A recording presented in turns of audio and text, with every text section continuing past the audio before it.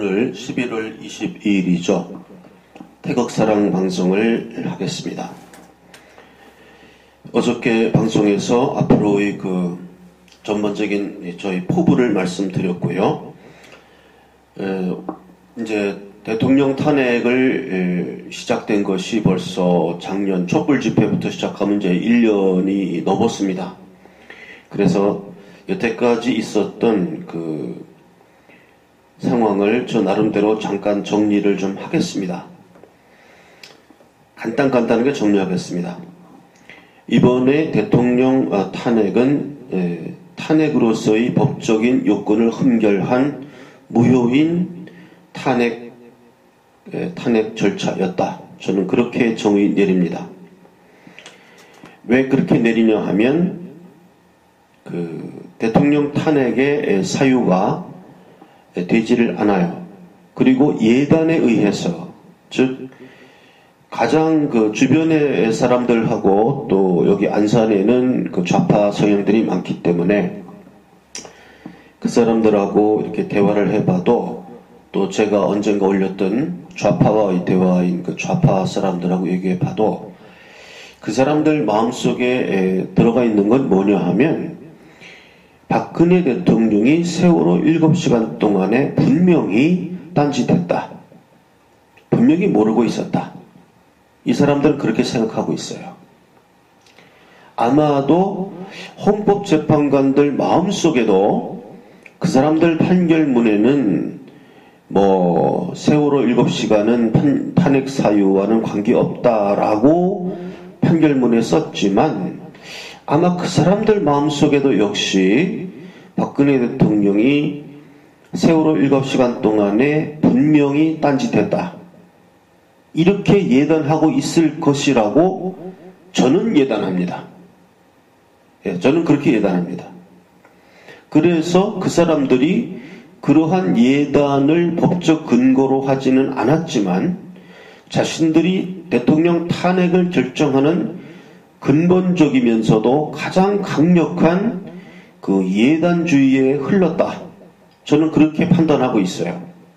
이건 국민들도 마찬가지입니다. 국민들도, 저도 어저께인가요? 식당에 가서 이제 밥을 먹으면서 식당 주인이랑 이제 이야기 이것저것 하면서 세월호가 또 나오길래 그냥 언뜻 무심코 세월호 이야기를 하면요, 사람들은 굉장히 알레르기 반응을 일으킵니다.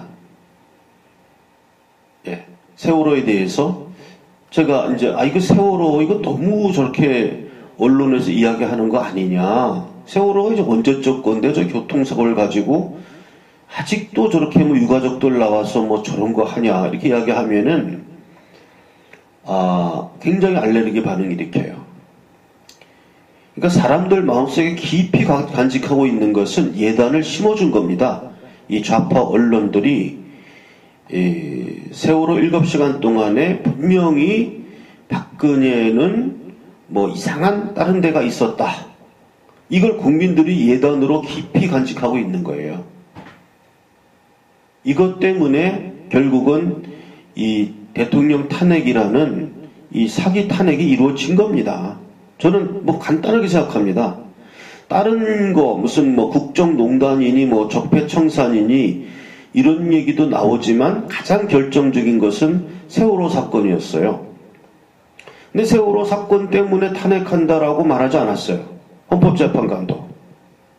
그렇지만 거기에 대한 예단을 가지고 있으면서 그 예단에 기초해서 판결문에 그렇게 안 써놓고 탄핵하는 근본적인 추진력이 되었던 겁니다. 저는 그렇게 판단합니다. 그래서 이 대통령 탄핵이란 것이 사기 탄핵이다. 그렇게 보는 거예요. 이건 법적인 판단을 한다고 해놓고서는 결국은 법에서 금지하고 있는 예단주의, 예단에 의해서 자기들도 그렇게 얘기했어요. 헌법재판관들도 판결문에서 세월호 사건은 인권 존중과 관계없다.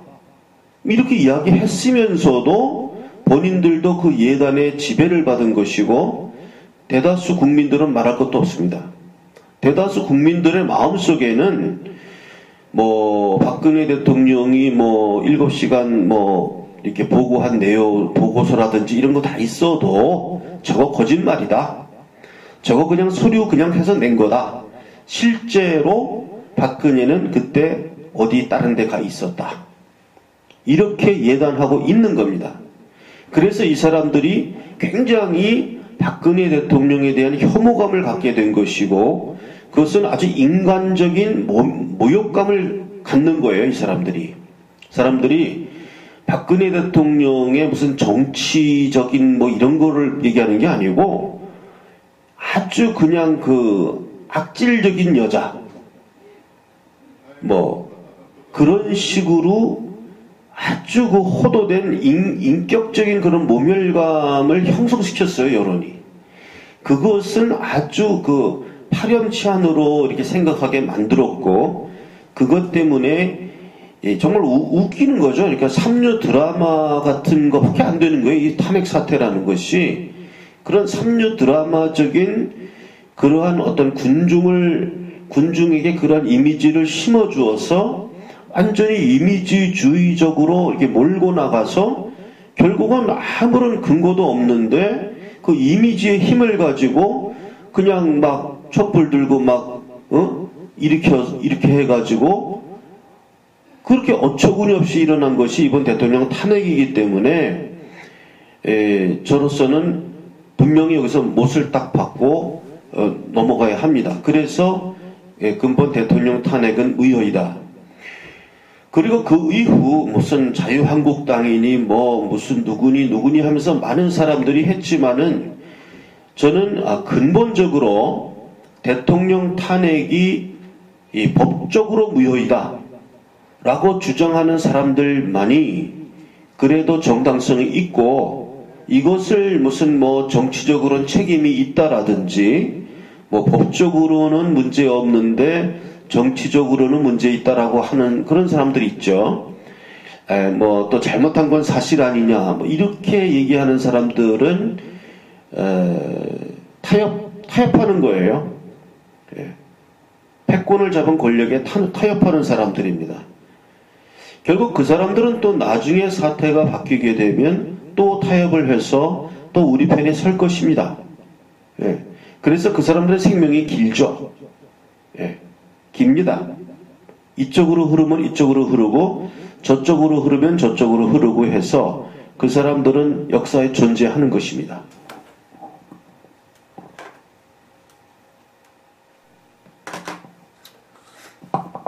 저는 이 시간에 저에 대한 정체성도 분명히 하고 넘어가고자 합니다.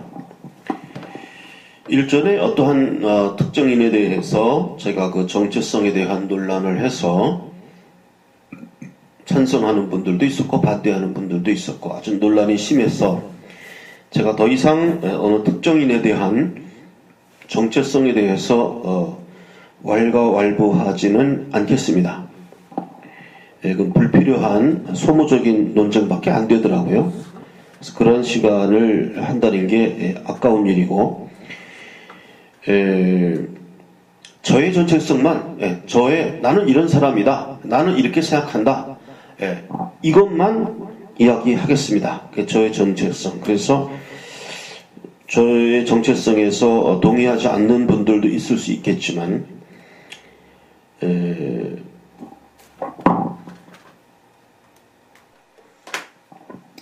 상당히 예민한 부분이고 건드리기 힘든 부분이지만 이 전두환에 대한 그런 입장도 정체성을 분명히 밝혀야 될 것 같습니다. 전두환에 대해서는 더 깊은 어떤 조사나 이런 게 있어야 되겠지만은 저로서는 그 당시 전두환 대통령이 행했던 일련의 어떤 정치적 결단에 대해서 인정할 수 있다. 저는 그렇게 봅니다. 발포 명령을 내렸다, 진압했다, 이렇게 그 후에 독재를 했다, 이런 식으로 비난하는 사람도 있고, 또 우리 우파 내에서도 저와 입장을 달리하는 사람도 많을 것입니다. 전두환을 인정을 한다고 한다면 아마 저 입장을 달리하는 사람도 있을 수 있겠습니다만은 이것은 그 과거에 친일파에 있어서 얼마 전에 유튜브 방송에서도 봤지만 과연 일제시대에 36년이나 이렇게 오래가는 그런 상황에서 그러면 우리 국민 모두가 다 친일파였던 거 아니냐 이런 입장이 되거든요. 그래서 간단하게 저는 나중에 어떤 기회가 온다면 전두환에 대해서는 다시 한번 심도 있는 이야기 하기를 하고요. 이 시간에서는 짧게 저는 전두환에 대해서 그렇게 간단하게 그 사람이 뭐 발포명령 내린 뭐 민족의 살인마다 이렇게 볼 수는 없고 그 당시 상황에서 그 당시 굉장히 급박한 상황이었고 그 당시 국가를 짊어진 그 사람의 권력이 그때 그 사람에게 다 이렇게 있었거든요. 그런 상황에서 전두환으로서는 어떠한 그러한 식의 결단을 내릴 수 있었고 내려야만 했다. 저는 그렇게 바라보는 입장입니다.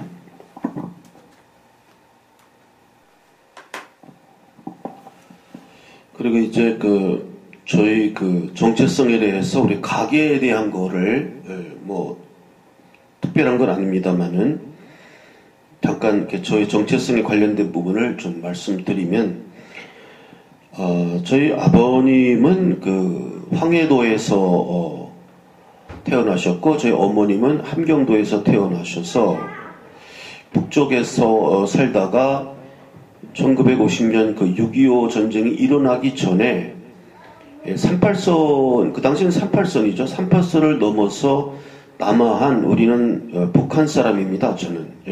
그래서 얼마 전에 이은택 씨를 만났을 때 이은택 씨가 어떤 북한 출신으로서의 어떤 소외감을 저한테 말씀하시길래 제가 나도 북한 사람이다. 우리 아버지가 황해도 사람이고 우리 어머니가 함경도 사람이면 당신이나 나나 시기만 다르지 다 북한 사람 아니냐 이러니까 이은택 씨가 상당히 동질감을 느끼면서 반가워했는데요.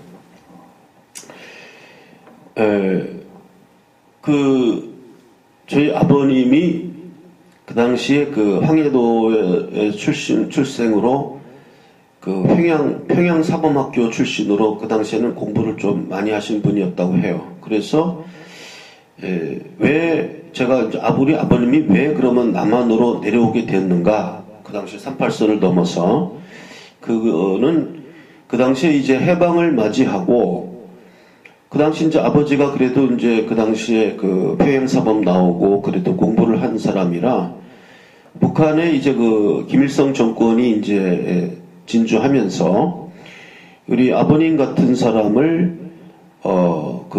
검찰청 직원으로 이렇게 차출을 해서 검찰청에서 일을 했다고 합니다. 그래서 우리 아버님이 그때 이제 검찰청에서 일을 하면서 느낀 게 뭐냐 하면 그러니까 이제 김일성이 북한의 권력을 장악하고 이제 막 해나갈 때니까 뭐 오죽했겠습니까? 막 사람들 데려다가 막 죽이는 거 이런 거 했죠. 그러니까 우리 아버님도 거기 검찰청 직원으로서 검사보 비슷한 지위에 있었다 그래요. 검사보 정도. 검사는 아니고. 그러니까 뭐 이런 사상범들 이런 사람들 뭐 잡아다 들이고 하는 이런 역할을 하게 된 거예요. 그래서 저희 아버님이 이렇게 보니까 이건 도저히 사람이 할 일이 아니다. 이게 사람들 갖다 이렇게 족치고 죽이고 뭐 검찰청에서 계속 일을 하면은 북한 사회에서 권력층으로 살아갈 수는 있겠더래요. 우리 아버님이 이렇게 보니까 그 일을 열심히 하면 뭐 북한의 권력층에 남아서 살아갈 수는 있겠는데 도저히 이게 사람이 할 일이 아니다.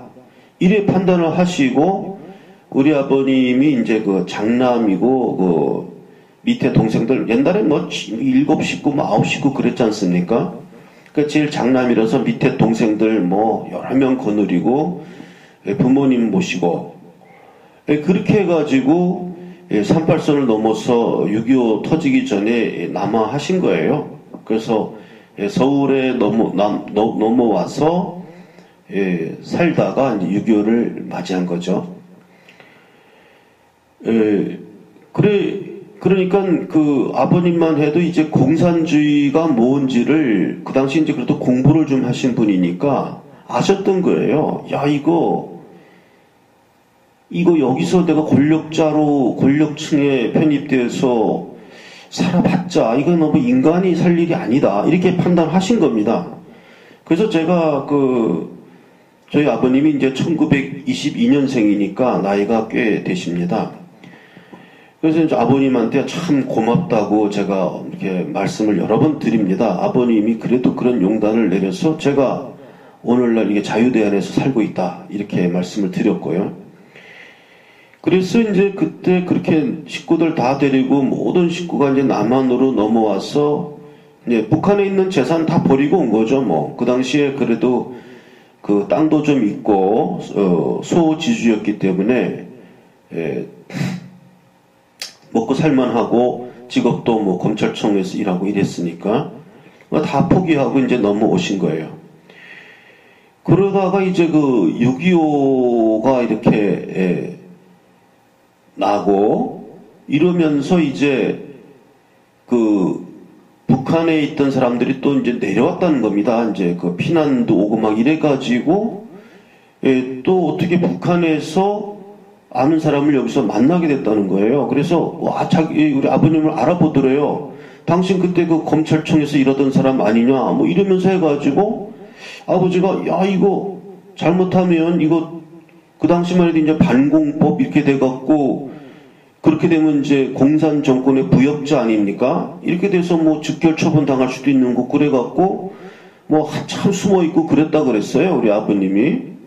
뭐 그래서 그때 참 위험했겠다고. 그 당시 상황에서 뭐 재판 같은 거 하나요? 뭐 공산주의자다 이래가지고 바로 뭐 밀고 해가지고 그냥 바로 즉결해서 사형시키고 뭐 이랬으니까. 그런 정도로 해서 저희 아버님이 충분한 이런 그 사상적으로 우파임이 확실한 사람입니다.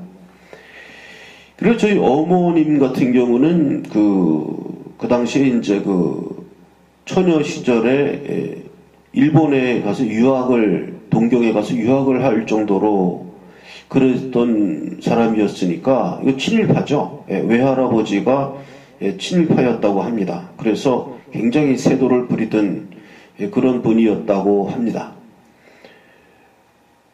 그래서 그 친일파였었죠. 그럼 이렇게 보면은 저 자신도 어떻게 보면은 뭐 어머니 때문에 친일파라고 할 수는 없겠지만은 그런 친일파인데 반공주의자 뭐 이런 굴레가 저한테도 씌워지죠. 그렇게 씌울 수 있는 것입니다. 그리고 우리 어머니 동생 그 외삼촌의 경우에는 그래도 그 당시에도 좀 깨어 있었던지 북한에서 살 생각을 안 하고 그 외삼촌도 다 남하를 했어요. 다 남하를 해가지고 남쪽에 내려와서 그때 그 군대에 들어가서 그 방첩대에서 일을 해가지고 제가 어렸을 때 그 6.25 이야기 해달라 그러면 그 외삼촌이 그 공산군 죽이는 이야기, 공산군 포로 사형 집행하는 거 이런 얘기를 많이 해줬어요. 그래서 뭐 어떤 놈은 뭐 5발 맞고도 안 죽고 뭐 이런 이야기를 해주면 우리는 신기해서 들었는데 우리 어머니가 굉장히 싫어했죠. 그런 잔인한 이야기 애들한테 하는 거 막 못하게 하고 그럼 우리가 이제 외삼촌 꼬셔가지고 어디 꼴박에 숨어서 그 얘기 듣고 그랬었는데 사상적으로 분명히 이렇게 우파인 것은 확실합니다. 그래서 우리 외삼촌까지 포함해서 저까지 포함해서 분명한 그 우파의 가계부를 갖고 있습니다.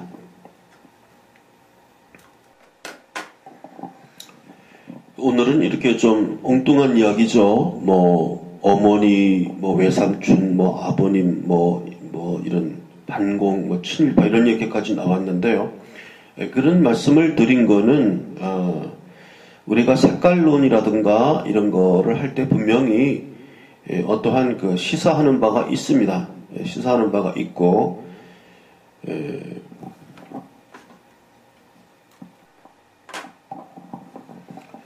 뭐 그러한 사소한 가계적인 이야기까지 했는데요. 어쨌든 그것 자체도 하나의 정체성을 분명히 말씀드릴 수 있는 작은 에피소드라고 생각을 합니다. 그래서 오늘은 이상에서 저희 정체성을 이제 저희 정체성에 대해서는 첫 번째 이제 기독교적인 것도 말씀드렸고 사회적인 것도 말씀드렸고 오늘 세 번째 저희 그 가계에 흐르는 이런 정체성 이런 거 전반적으로 다 이야기한 것 같습니다. 근본 박정희 대통령 탄신 100주기 기념 화보집이 이렇게 생겼습니다. 이렇게 생겼고요. 여기 이렇게 생겼고 여기 박 대통령의 휘호가 있죠. 내 일생 민족조국. 이것을 보면 표지가 이렇게 되어 있습니다. 표지가 이렇게 되어 있고 뒷면은 이제 이렇게 되어 있고요.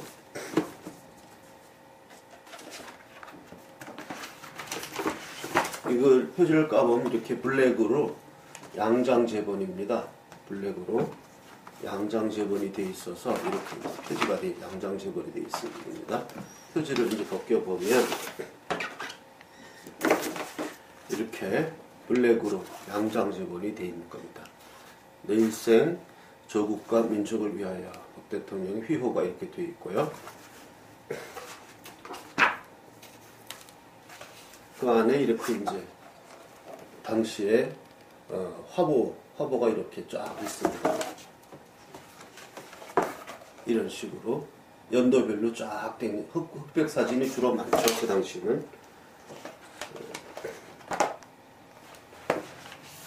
그래서 여기는 이제 우리 영애, 박근혜 영애의 사진도 나오죠. 여기는 이제 유경수 여사 이런 사진 쫙 있어서 이게 그 다음에는 이제 박 대통령의 휘호 이렇게 과학발전 이런 거 휘호. 그래서 토탈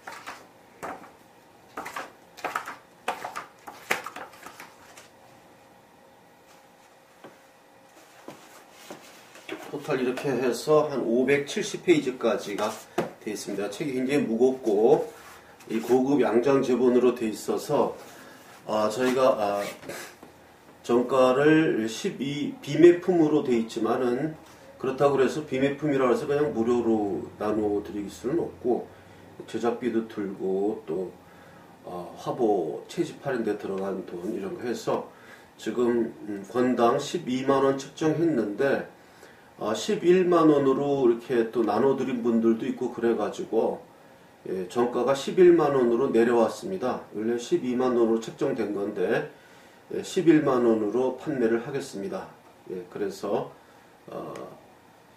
제 전화번호 항상 이 동영상 말미에 항상 첨부하는 동영상 전화번호 010-5300-7901 그리로 항상 연락하시면 이 책을 살 수 있습니다. 그리고 또 하나 이 책 사는 돈이 좀 부담되시는 분들은 12개월 할부, 24개월 할부까지 무담보로 저희가 책을 배포하겠습니다. 책을 배포하는 게 목적이 있기 때문에 일단 그렇게 부담을 줄여드려서 그러면 1년 할부면은 한 달에 10,000원씩 이렇게 내면은 되는 것이죠. 2개월 할부하면은 한 달에 한 5,500원 정도 이렇게 2년 할부로 하면은 됩니다. 그러니까 돈이 없으신 분들은 할부 제도를 이용해서 우리가 믿고 드리는 겁니다. 그러니까 많은 홍보를 부탁하고 구매를 부탁드립니다.